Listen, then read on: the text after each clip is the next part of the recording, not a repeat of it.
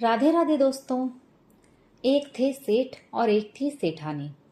सेठानी खाने पीने की बहुत शौकीन और चटोरी थी। सेठ बड़ा कंजूस था, लेकिन सेठानी बड़ी चंट थी।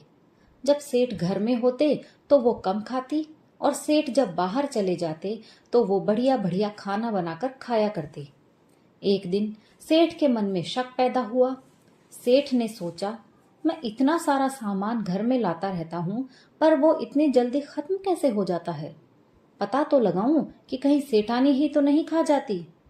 सेठ ने कहा, 5-7 दिन के लिए मुझे दूसरे गांव जाना है, मेरे लिए रास्ते का खाना तैयार कर दो। सुनकर सेठानी खुश हो गई। झटपट खाना तैयार कर दिया और सेठ को विदा किया। सेठ सारा दिन अपने एक मित्र के घर में रहा।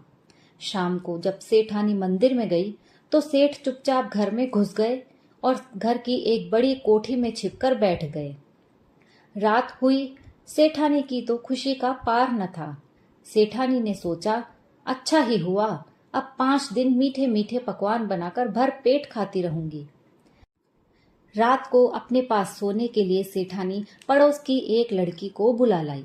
लड़की का नाम था चंपा। भोजन करने के बाद दोनों सो गई। आधी रात बीतने पर सेठानी जागी। उन्होंने चंपा से पूछा, चंपा चंपा, रात कितनी? चंपा बोली, माँ जी, अभी तो आधी रात हुई है। सेठानी ने कहा, मुझको तो भूख लगी है। उधर उस कोने में गन्ने के 7 टुकड़े पड़े हैं, उन्हें ले आओ, हम खा लें। बाद में सेठानी ने और चंपा ने जी भरकर गन्ने खाए और फिर दोनों सो गई। अंदर बैठे बैठे सेठ जी कोठी के छेद में से सब कुछ देखते रहे। उन्होंने सोचा, अरे ये तो बड़ी दुष्ट मालूम होती है।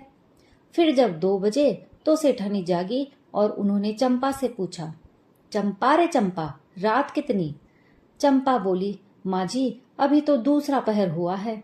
सेठानी ने कहा, लेकिन मुझे तो बहुत जोर की भूख लगी है, तुम 6-7 मठरी बना लो, आराम से खा लेंगे। कोठी में बैठे सेठ जी मन ही मन बड़बड़ाई, अरे ये तो कमाल की शैतान लगती है। चंपा ने मठरी बनाई, दोनों ने मठरियां खाई और फिर सो गई। जैसे ही 4 बजे सेठानी फिर जागी और बोली, चंपा और ही चंपा, रात कितनी? चंपा बोली, माँ जी, अभी तो सवेरा होने में थोड़ी देर है। सेठानी ने कहा, बहन, मुझे तो बड़ी भूख लगी है, थोड़ा हलवा ही बना लो।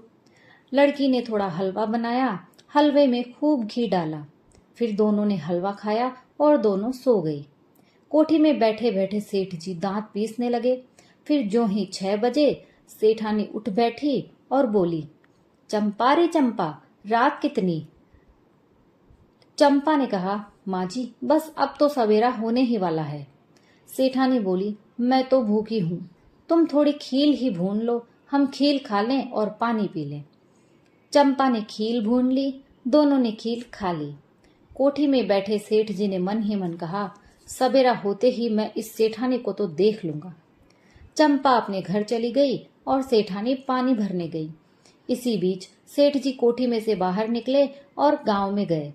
थोड़ी देर बाद हाथ में गठरी लेकर घर लौटे। सेठ को देखकर सेठानी सहम गई।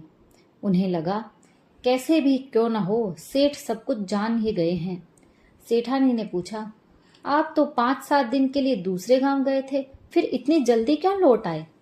सेठ ने कहा, रास्ते में मुझे अपशकुन हुआ, इसलिए वापस आ गया। सेठानी ने पूछा, ऐसा कौन सा अपशकुन हुआ? सेठ ने कहा, एक बड़ा सा सांप रास्ता काट कर निकल गया। सेठानी ने कहा, हाय राम, सांप कितना बड़ा था? सेठ बोले, पूछती हो कि कितना बड़ा था?